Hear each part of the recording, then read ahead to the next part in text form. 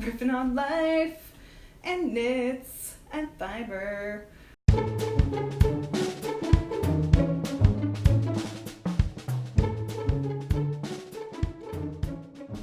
Hello, my name's Gina Rockenwagner, coming to you live from Los Angeles, California, and welcome to the weekly meeting of fiber fanatics, fiber friends, I guess I should call it, because we're all friends here.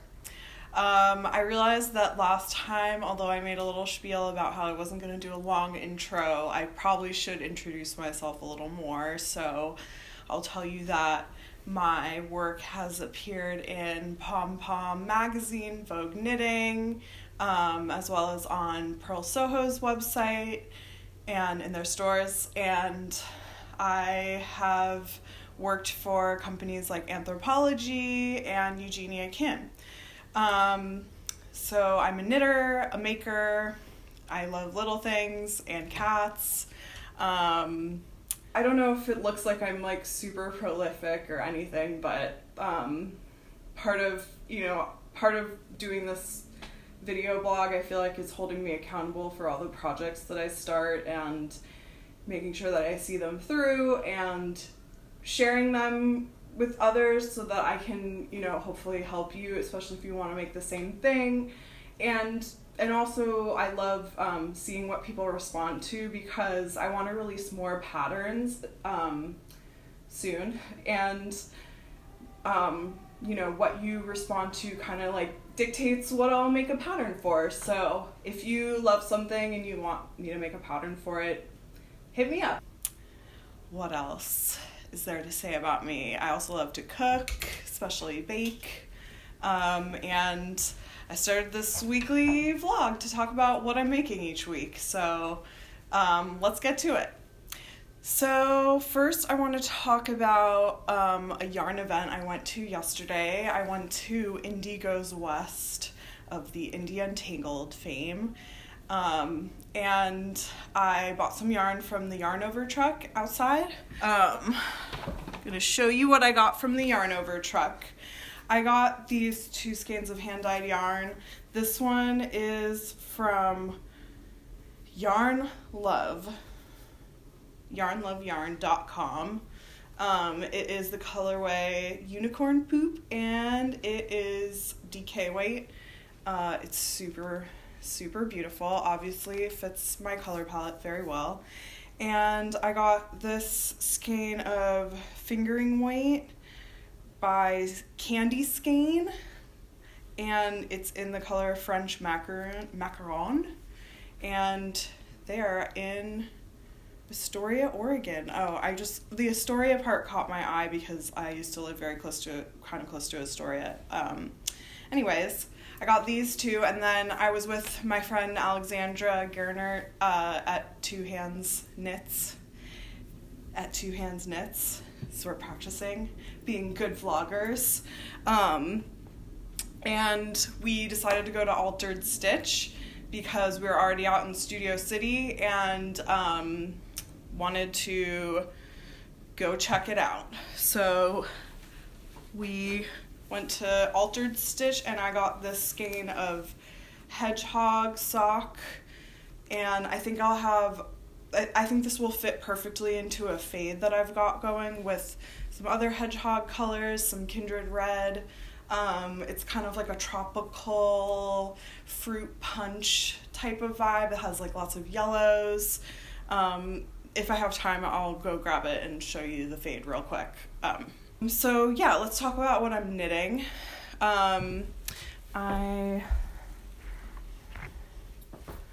Last week we talked about this Noro sweater that I'm working on, and I made a bit of progress this week on the sleeve, which I'm almost done with. And yeah, I think I'll finish it this week, which I'm really excited about. So yeah, almost time to wear a sweater. I'm really super psyched about this. I've had it in the works for like 2 years at least. It's just something that is so mindless that it's really easy to just put down and lose motivation on, but I've I'm almost at the end right now, and I'm really excited about it. My theme of finishing up old projects in 2019, which I can't believe it's 2019 and it's almost over.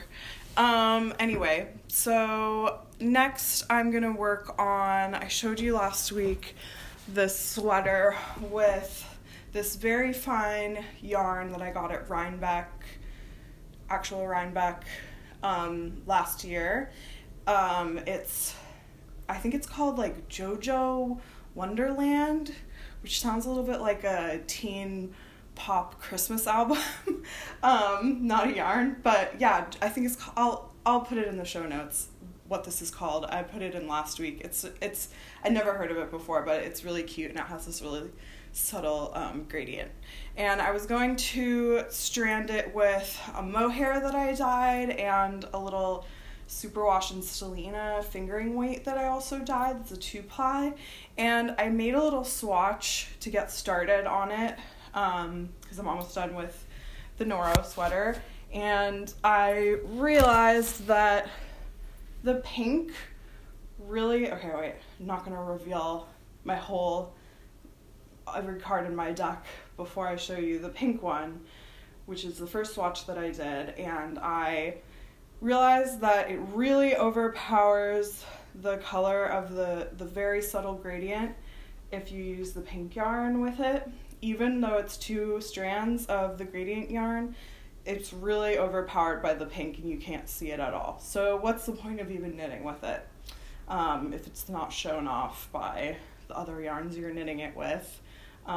So I swatched it again with the same 2 yarns but undyed, and I love how that came out. It has like a subtle pink glow, and it's even more visible on the pearl side, so I think I might actually use the pearl side for this. Super into it. I love like the idea of like a subtle cream sweater with like a subtle color and a little bit of sparkle for the holidays. I think I'm gonna wear the crap out of it. So I think this will be really cute, really fun next project, and it's on pretty big. It's on 10. I swatched this on size 10. I really like how it feels. It's super soft, so it'll be a pretty quick knit. I think I'm going to do a cardigan with pockets, as I said last week. So that's all I've got for knitting. Next, I want to talk a little bit about what I'm working on for our upcoming holiday market dates. We are coming to San Francisco in a little under 2 weeks. Not next weekend, but the weekend after. And then we have a weekend off, and then and for Thanksgiving and all that. And then the weekend after that, we're doing a craft fair in LA. It's West Coast Craft again, but it's in LA. So all you hometown babies can come see me. It's at the Row, which is downtown, the old American Apparel factory. And I will be selling things like this shirt I'm wearing. This is our dust-dyed shirt in gray matter, and I love this one with my hair right now. I feel such a good combo, so I thought I would show you a little bit of what I'm working on for the holidays with the brand, because being your own boss and freelancing really entails, wearing a lot of hats throughout the week. So I'll work a little bit on my on one job, a little bit in one day. You'll be working on several jobs at once. So I work for Nomad, which is a new bare yarn line for dyers, and as I'm doing my work for Nomad, I'm doing my own knitting and writing patterns, and then I also have a line called Soft House, which sells ready-made garments, and they're all made in small quantities, ethically and sustainably from natural materials. I'm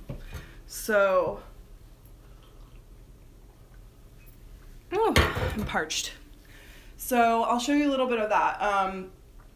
Working on your own line and doing so much of the work yourself. I mean, I have help from my husband, Alex, and I now have Eliza working for me a couple days a week. So it's not all me anymore, but it means you have to do, sometimes, like last week I had to find snaps for my jackets, and I spent like a good amount of the last 2 weeks looking for snaps, looking for a source where I could easily get them, where they were the right price, and they had what I wanted, which was a very particular size. So the snaps were for this jacket, which we're doing in 3 new colors this season. Very exciting. We're gonna have this at the craft fairs.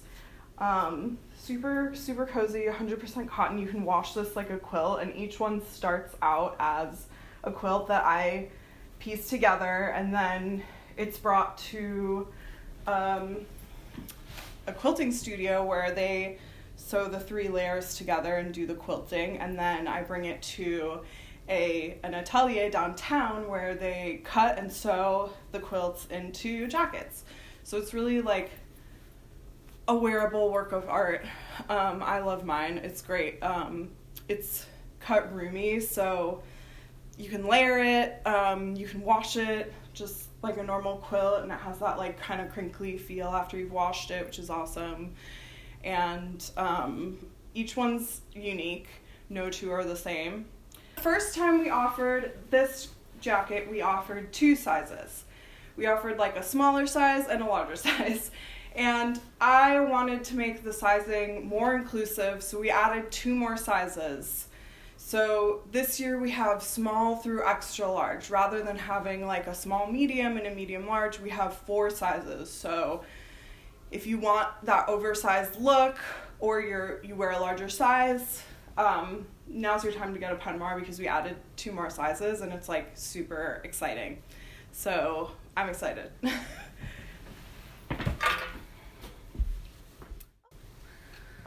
Okay, so another thing that I'm working on for Soft House is these dust-dyed sweatshirts and t-shirts, and we're gonna have socks and also kids clothes. We're trying that out, and we'll see how it does. But we're gonna offer the kids clothes in the same colorways as the adult clothes. So if you want to do like a family like matching situation, coordinating, like maybe for your Christmas card that you're gonna like shoot on the beach or something, I don't know, get crazy. Put the whole family in tie-dye. You can do that. You can also special order them if you ever want like a onesie or a kid's sweatshirt, or kids t-shirt. What else do we have? Baby t-shirts. They're really cute. So look out for those at the craft fairs. Good for gifting too. So this week I am working on this dress from Trend Patterns. It's TPC 18, the twist dress, and I'm doing it in this cotton linen blend that's kind of like a medium heavier weight fabric, in this like great polka dot in mustard. Love this color. I've been enjoying working on this. I've made some mistakes here and there. I think it's hard to, it's not to like ding their instructions. It's more that I think it's just hard to make something right without unpicking a single thing the first time you make it. You kind of have to like practice it once, and the next time I make it, I'll probably will have an easier time at it. But it's so quick to sew, which means I'll probably be making more. I just have to do, I realized I made a mistake in one of the seams in the waistline, so I have to unpick that and re-sew it. It shouldn't take that much time. And then I just have to do the side seams and the hems and do the facings on the sleeve, and I'll have a new dress. Really excited. I hope I can show it to you finished next week. I think I will. I think I will be able to finish.